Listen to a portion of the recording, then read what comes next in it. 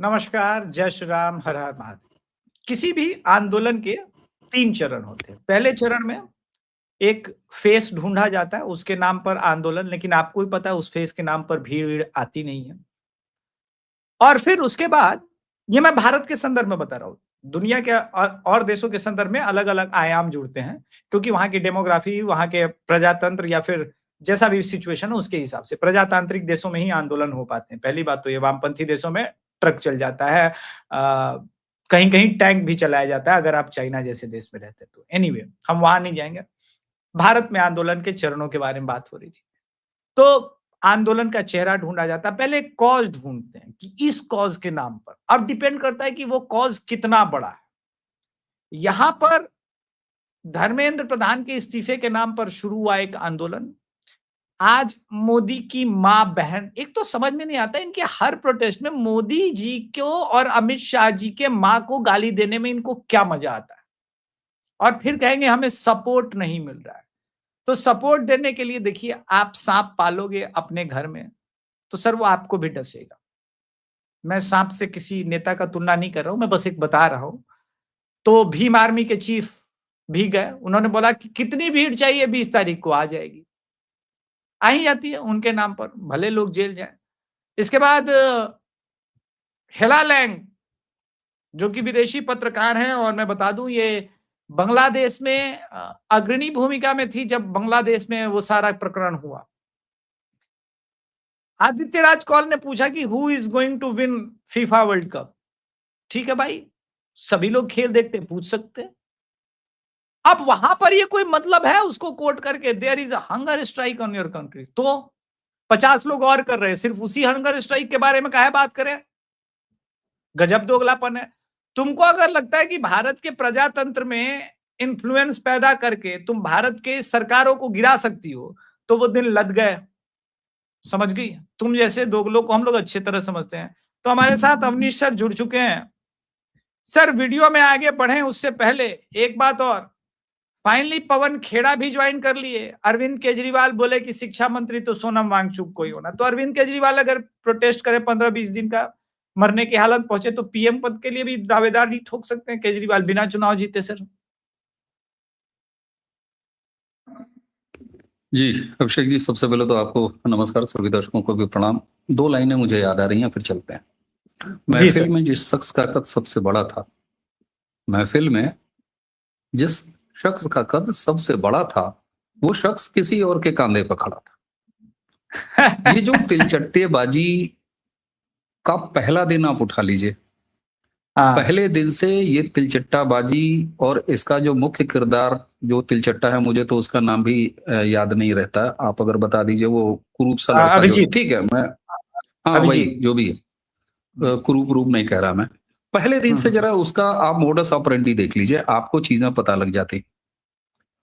आप व्यक्ति के चलने बात करने के तरीके से आप उसके पर्सनैलिटी के बारे में बहुत अंदाजा जिस तरीके से ले लेते हैं, ठीक उसी तरह ये लौंडा आया। इसकी पहली चाहत थी, जैसा नहीं है कि अब हमारी जिंदगी का क्या मकसद। इसकी जिंदगी का एकमात्र मकसद था कि एयरपोर्ट से बाहर निकलते ही दिल्ली पुलिस इसको दबोच ले, और दबोच लेने के बाद इसके ऊपर एनएसए, रासुका या इस टाइप की जितनी भी चीजें हैं वो सब लगा उगा के और इसको सरजील इमाम बना दे। ये इस इच्छा से भारत में आया, लेकिन इसको ये नहीं पता है कि यहाँ इसके अब्बा बैठे हुए हैं, और एक अब्बा जो गृह मंत्रालय में बैठे हुए हैं ना। हुआ ये कि बहुत सारे राष्ट्रवादियों को भी शुरुआत में ये लगा कि अरे भाई साहब, इसको तमाशा, फिर एक ये तमाशा करने आ गया। देखिए, सबके फंडे ये क्लियर थे कि ये तमाशा हो रहा है, ये सबको पता। नीट की घटना, अरे भाई नीट का दोबारा एग्जाम हो गया, बच्चे जा चुके जहां जाना है, वो फिर से तैयारी कर रहे हैं, तो तुम्हारा कॉज तो ये था नहीं। आज नीट का रिजल्ट आ गया, मैं दर्शकों को दिखा दूं कि पढ़ने वाला बच्चा जो है वो कैसे टॉप करता है, क्योंकि वो प्रोटेस्ट में नहीं जाता ना सर। आज पढ़ने वाला बच्चा नीट में टॉप किया है, और उसने बताया सर कि वो 16-17 घंटे पढ़ता था। उसकी दादी मां मर गई, उसके बाद भी उसने पढ़ाई नहीं छोड़ी।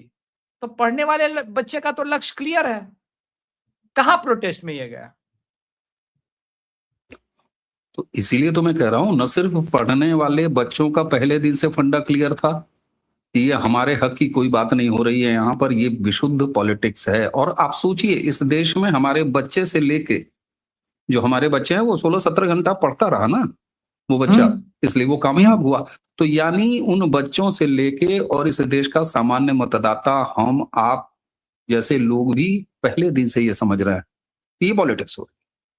बहुत सारे हमारे राष्ट्रवादियों को भी लगा कि यार ये फिर शाहीन बाग जैसा एक तमाशा शुरू कर रहे हैं, इसको तुरंत रोक देना चाहिए। मोदी जी लठ क्यों नहीं बजाते, अमित शाह लठ क्यों नहीं बजाते। इस बार उल्टा हो गया, सरकार खेल रही है, इन तिलचट्टों से सरकार खेल रही है। थोड़ा सा अजीब उदाहरण लगेगा, लेकिन कभी आपने बिल्ली को नेचुरली, पालतू बिल्ली नहीं, किसी सामान्य स्वतंत्र बिल्ली को कभी चूहे का शिकार करते हुए देखा है? यूट्यूब पर जरा वीडियो देखिएगा, खेलती है, एक झपट्टा मारेगी, फिर वो बिलबिलाएगा, फिर वो खेलेगी, काफी देर तक खेलती है। बिल्ली का एक ये चरित्र होता है, कई बार आप इसको बिग कैट्स में भी पाएंगे। माफ कीजिएगा, ये उदाहरण थोड़ा दूसरे तरह का है, जंगल का उदाहरण है, लेकिन हकीकत यह है कि वही जंगल हमको फिटेस्ट ऑफ सर्वाइवल भी सिखाता है कि जो सबसे फिट है वही सर्वाइव करेगा। मैं वहां तक अभी ले आता हूं कि इस पूरे आंदोलन की असफलता का कारण क्या है। और आज चाहे इसमें पवन एड़ा जुट जाए, चाहे इसमें अरविंद केजरीवाल जुट जाए, मैं कहता हूं चले जाओ रालेगांव सिद्धि, वहां से पुराने वाले अन्ना को भी उठा के लेके चले आओ। सोनम वांगचुक क्यों, त्रेटा रणबर्ग क्यों। मैं चैलेंज करता हूं कि जंतर मंतर पर चल रहे इस पूरे तमाशे में आप किसी को भी शामिल कर लीजिए। 20 तारीख के मानसून सत्र के पहले दिन आप थोड़ी सी नौटंकी मात्र कर सकते हैं, इससे ज्यादा और कोई उपलब्धि हासिल नहीं होती। कारण क्या है, मैं कारण पर, कारण यह है कि आपने अभी बहुत अच्छी बात कही, ये एक सैद्धांतिक बात है कि कोई आंदोलन कैसे खड़ा किया जाता है। पहले उसका एक कॉज, इसका कॉज क्या था? धर्मेंद्र प्रधान इस्तीफा दो, क्योंकि नीट के पेपर वो आउट हो रहे हैं और बच्चों के भविष्य का सवाल है। ठीक, वो मामला निपट चुका, आज रिजल्ट आ चुका, यानी काज नाम की कोई चीज अब इनके पास अस्तित्व में बची ही नहीं, पहली चीज। दूसरी चीज, आंदोलन का चेहरा पहले दिन से यह पता था कि यह किसी और के कांधे पे खड़ा है, ये भी फंडा बिल्कुल क्लियर था। उसके बाद पहले इसने कहा कि कोई राजनीतिक आदमी नहीं आए, उसके बाद लगातार इसका राजनीतिकरण किया, ये फंडा क्लियर है। वहां एक अब्दुल नाम का कैरेक्टर जो कि हर जैसे शोले फिल्म में था वैसे ही वहां भी वो पहुंचा रहा, उसकी भी पूरी कुंडली लोगों के पास है। दिल्ली दंगों का आया हुआ फैसला वो सामने है। तो यह सारा मिलके एक ऐसे माहौल का सृजन कर पा रहा है क्या कि जब आप सरकार के खिलाफ कोई व्यापक स्तर पर माहौल बना सके। और एक चीज हो, आपने जब कहा कि आंदोलन कैसे खड़ा किया जा सकता है, तो आंदोलन जब खड़ा होता है तो उसकी सबसे बड़ी ताकत होती है सरकार के प्रति जनता की नाराजगी। यूपीए 1 यूपीए 2 के समय आपने अन्ना आंदोलन से ठीक है, सत्ता बदल दी अन्ना निश्चित तौर पर वहां, लेकिन उसने अरविंद केजरीवाल नाम के एक बीमारी को भी भारतीय राजनीति में दे दिया है, वो अलग चीज है। लेकिन यूपीए 2 यूपीए 1 के खिलाफ, मनमोहन सिंह सरकार के खिलाफ, कांग्रेस की सरकार के खिलाफ, भ्रष्टाचार को लेकर और तमाम कारणों की वजह से गुस्सा था, तब वह स्टेज आया। क्या नरेंद्र मोदी सरकार के ऊपर कोई आर्थिक भ्रष्टाचार से लेके सूचिता तक। और एक चीज और बता दूं आपको भाई साहब, जिस देश का बहुसंख्यक अपने मंदिरों को स्थापित होते हुए देख रहा हो, जिस देश का बहुसंख्यक बंगाल में एक हिंदू विरोधी सत्ता को जाते हुए विदा करने का भागी रहा हो, जिस देश का बहुसंख्यक अपने धर्म स्थलों, अपने तीज त्योहार, इन मामलों में आगे चल रहा है, और साथ में उसको क्या मिल रहा है? साथ में उसको सड़क मिल रही है, पुल पुलिया मिल रहा है, डबल इंजन सरकारों का सारा कॉन्सेप्ट मिल रहा है, सरकारी योजनाएं मिल रही हैं। यानी समाज के हर एक वर्ग के लिए कुछ न कुछ इस सरकार के पास है। तो आप मुझे ये बताइए कि जिस देश का बहुसंख्यक संतुष्ट होगा, उस देश में सरकार के प्रति आप कोई नाराजगी कहां से पैदा करेंगे? तो ये विरोध और ये कोई भी ड्रामा अब केवल और केवल राजनीतिक विपक्ष के द्वारा रचित ड्रामे के अलावा और कुछ नहीं है। और एक चीज मैं आपको बताऊं, मैंने जेपी का दौर तो नहीं देखा था, लेकिन मैंने जनमोर्चा वाले राजा नहीं फकीर है, देश की तकदीर है, विश्वनाथ प्रताप सिंह, इनका आंदोलन देखा। हमें लगा था कि यही इसी तरह का जेपी आंदोलन हुआ करता होगा जिसके बारे में हम जानते हैं, बहुत छोटे रहे जब जेपी आंदोलन हुआ।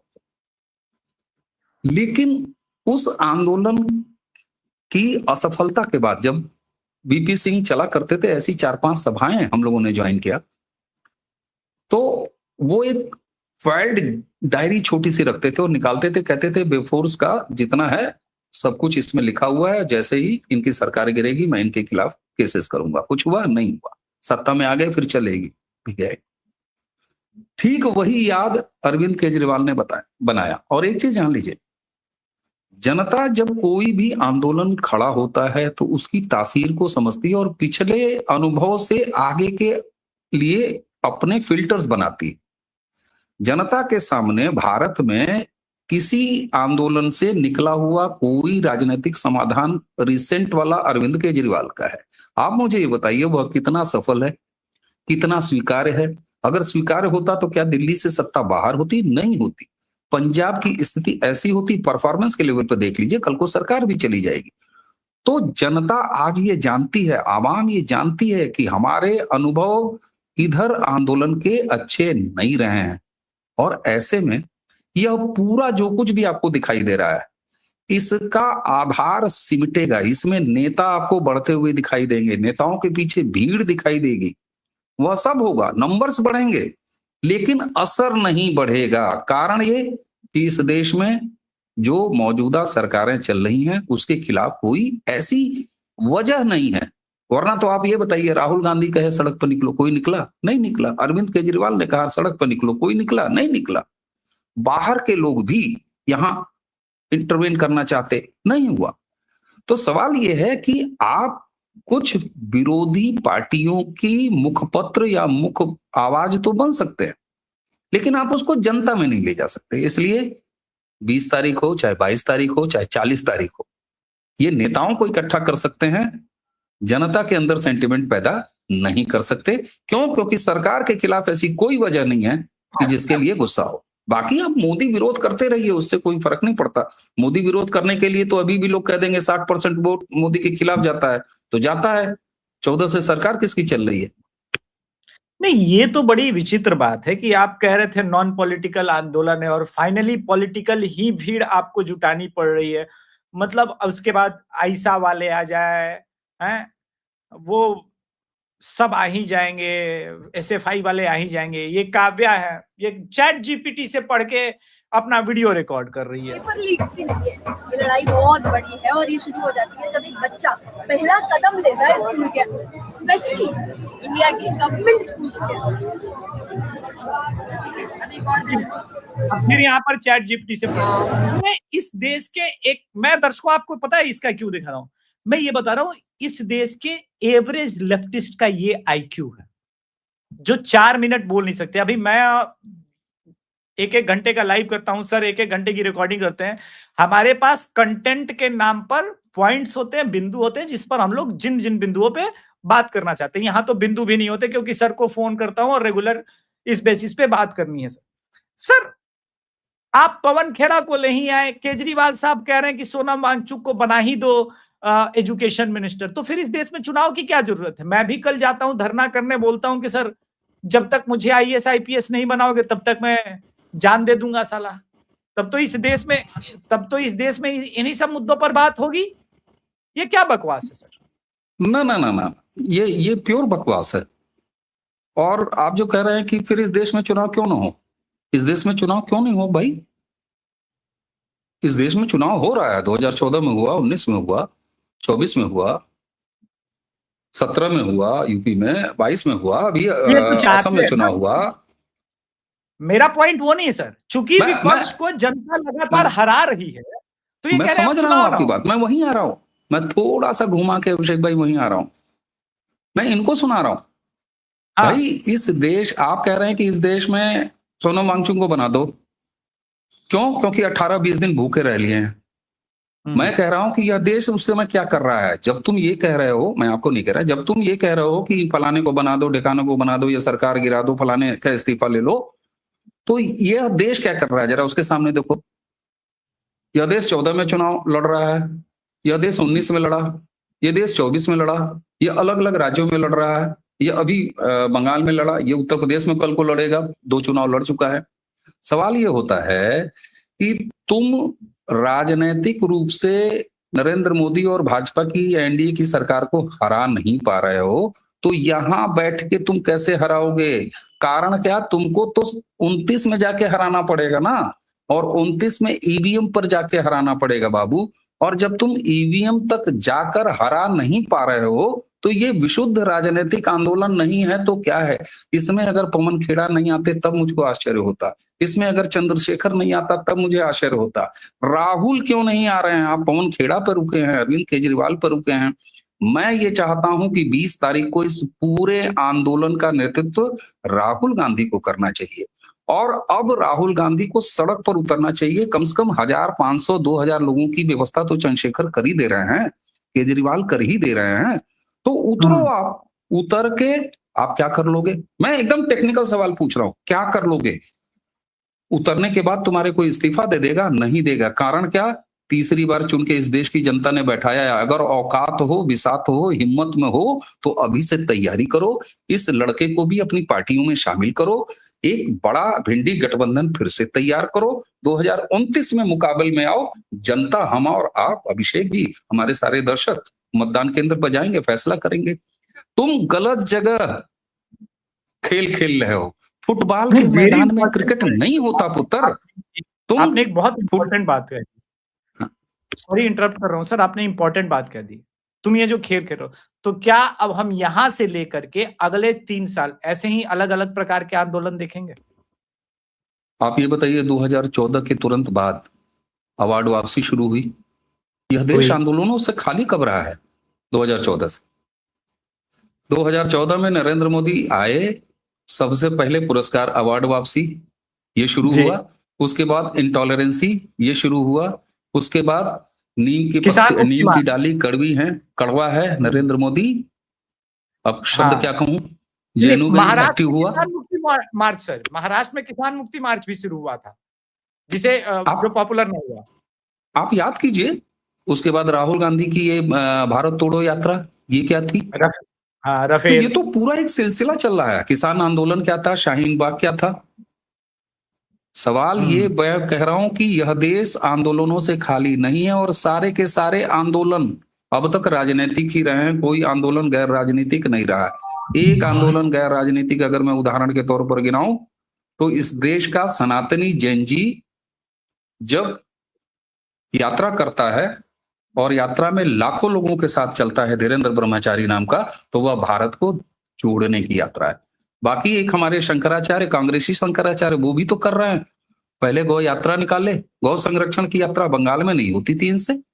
अभी अभी तमिलनाडु में उस सरकार ने उस फैसले के खिलाफ चैलेंज किया है, वहां तो ये बाबा नहीं गए। तो ये सब कुछ राजनीतिक आंदोलन है, और चेहरे कौन कौन से इस्तेमाल किए जा रहे हैं आपको छोड़, आप सोचिए, ये आपको कहीं नहीं छोड़ रहे भाई, तब से और अब से। और अब रंग देखिए, हिंदुवादी सरकार है।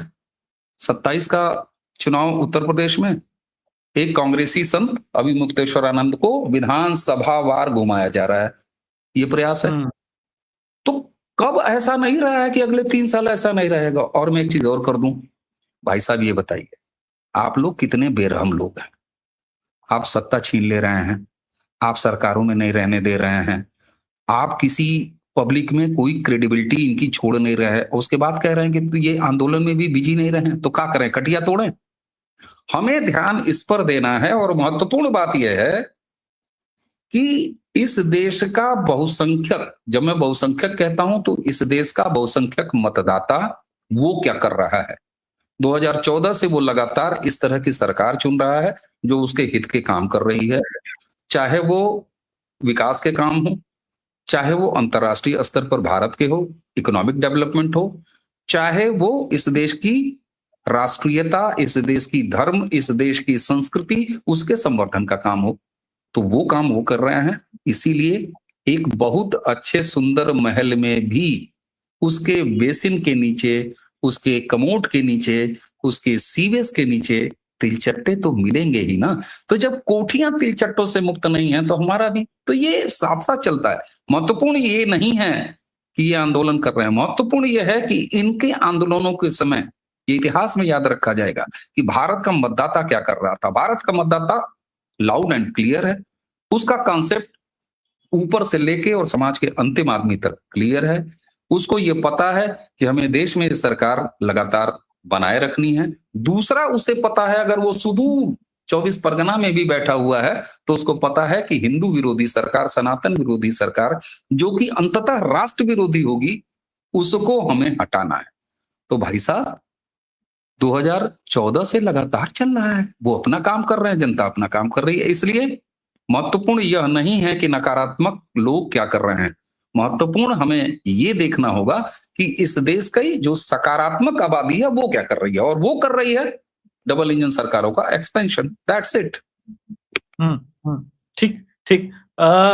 पिछली बार 2 प्रोफेशनल किसान आंदोलनकारियों ने कहा कि हमने तो भाई उत्तर प्रदेश के लिए पिच तैयार की, तो उसी में से दोनों प्रोफेशनल आंदोलनकारी सामने आ गए हैं। पहला आंदोलनकारी का ये कहना है, दर्शकों सुने। अरे ट्रैक्टर ट्रॉली यहाँ नहीं है तो वो सब तैयार है, चिंता मत करो। यहाँ नहीं है। बेचारा अभिजीत दीप के भी ताली बजा रहा, बोला हाँ अब जाकर के भीड़ आएगी सर, इब तो भीड़ आवेगी सर। ठीक है, तो ये एक तो है इनका। ठीक है, तो मुझे एक बात समझ में नहीं आ रही कि अगर ऐसे राजनीति होगी सर, ठीक है, तो फिर कितने घंटे चलेगी ये खुल करके? वही लोग, किसान आंदोलनकारी आ गया, वही वामपंथी, वही सारी चीजें, ये ट्रैक क्यों नहीं बदल के चेंज कर लेते हैं? क्योंकि बार बार अगर इनके आंदोलन असफल हो रहे हैं तो एक बार चेक एंड बैलेंस करने का प्रयास करते कि भाई कहां मिस्टेक हो रहा है हमारे आंदोलन में। हमने 2014 से लेकर के अब तक कितने सारे आंदोलन, नाटक नौटंकी कर लिए, लोगों को फर्क पड़ नहीं रहा है। तो रियल कोर बेस इश्यूज पर बात क्यों नहीं कर लेते, मुद्दों पे क्यों नहीं बात कर ले? ऐसा नहीं कि सरकारें मुद्दे नहीं देती, मेरा मानना है जेन्युइन मुद्दे देती हैं। मैं देता हूं एक मुद्दा, अगर इन लोगों ने सही ढंग से एथेनॉल पर बात किया होता और उसके ट्रांजिशन ऑफ फेज पर बात किया होता तो बात बनती, लेकिन उस पर तो बात करना नहीं है। यानी जनता से रिलेटेड मुद्दों पे इन्हें बात नहीं करनी, इन्हें सरकार चाहिए। तो फिर कैसे इनको सरकार मिलेगा सर? कहां मिल रहा है? मैं वही तो कह रहा हूं, कहां मिल रही है?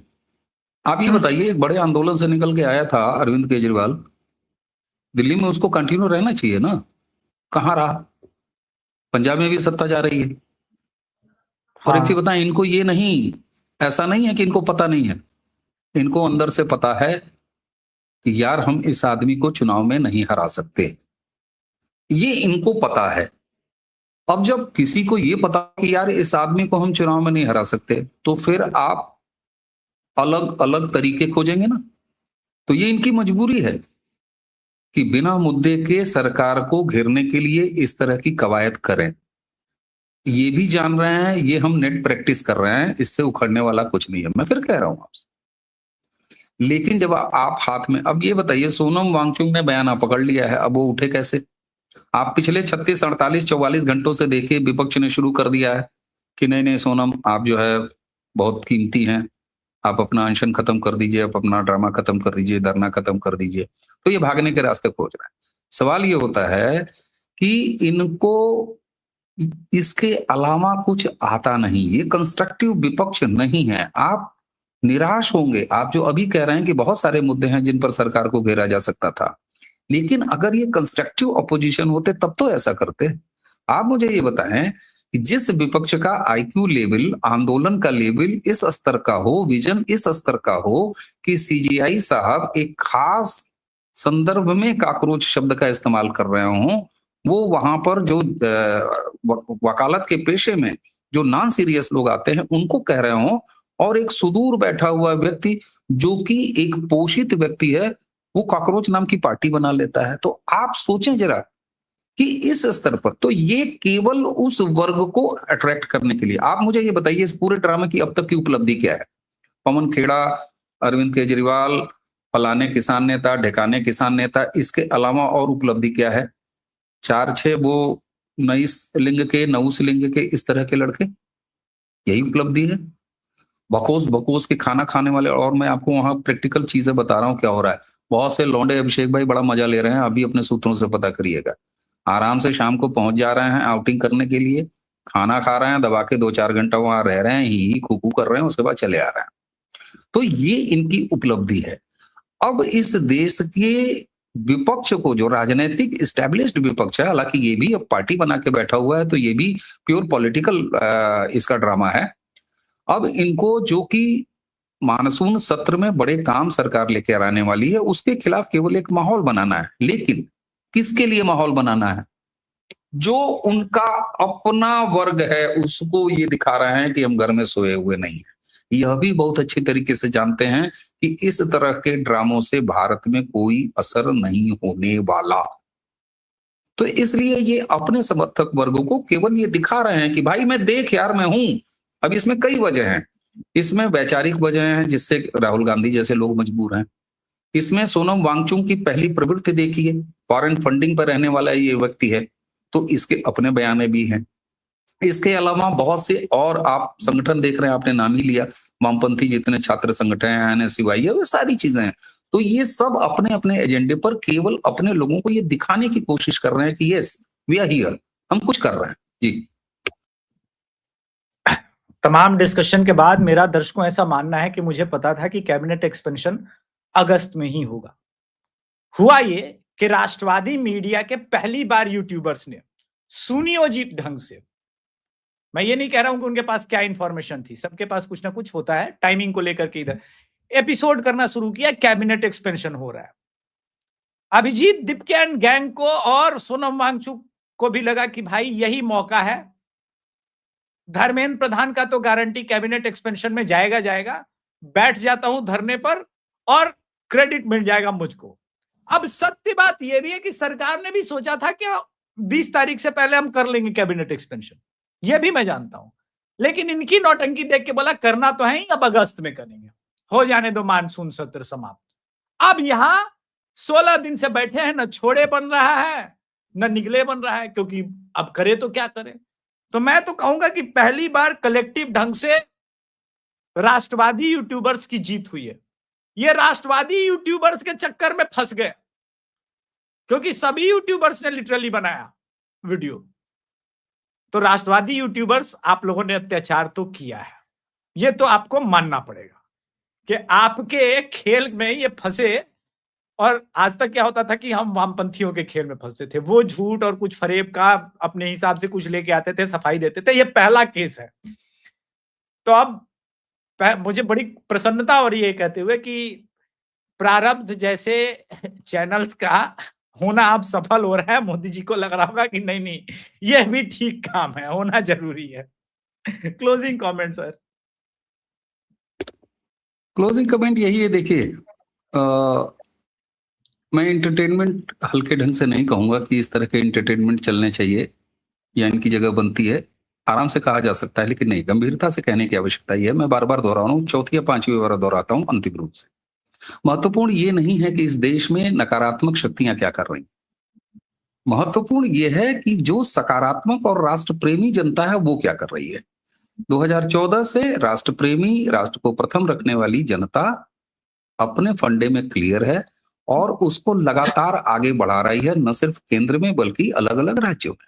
महत्वपूर्ण हमारे लिए यह है, इसकी कंटिन्यूटी बनी रहे, निरंतरता सत्ता की बनी रहनी चाहिए। इसके लिए कामों की लिस्ट मिलाते रहें, जो काम हो गए उस पर टिक करते रहें, समालोचना लगातार चलती रहे, लेकिन हर 5 साल के बाद इन 2 उंगलियों का इस्तेमाल लगातार बनाए रहे, ये महत्वपूर्ण है। बाकी तो आसुरी शक्तियां हमेशा रही हैं, दैव काल में रही हैं, तो हम जैसे और आप जैसे इस कलयुग में क्यों नहीं होंगे। मैंने कहा ना कि बड़े बड़े महल, आप करोड़ों का घर बना लीजिए, तिलचट्टों की जगह तो होती है, उस कोठी में भी फिनिट तो मारना पड़ता है, हिट तो मारना पड़ता है। तो वो 5 साल में हिट मार रही है जनता। चलिए, तो आज के संस्करण में इतना ही। दर्शकों कृपया चैनल को सब्सक्राइब करें, वीडियो को लाइक करें। प्रारब्ध और द अभिषेक तिवारी शो को इसी प्रकार से आप जैसे प्रेम देते आए हैं वैसे देते रहिए। बाकी राष्ट्रवादी यूट्यूबर्स ने क्या खेल खेला है वो तो आपको मैंने एक्सप्लेन कर ही दिया। धन्यवाद। जय श्री राम। हर हर महादेव।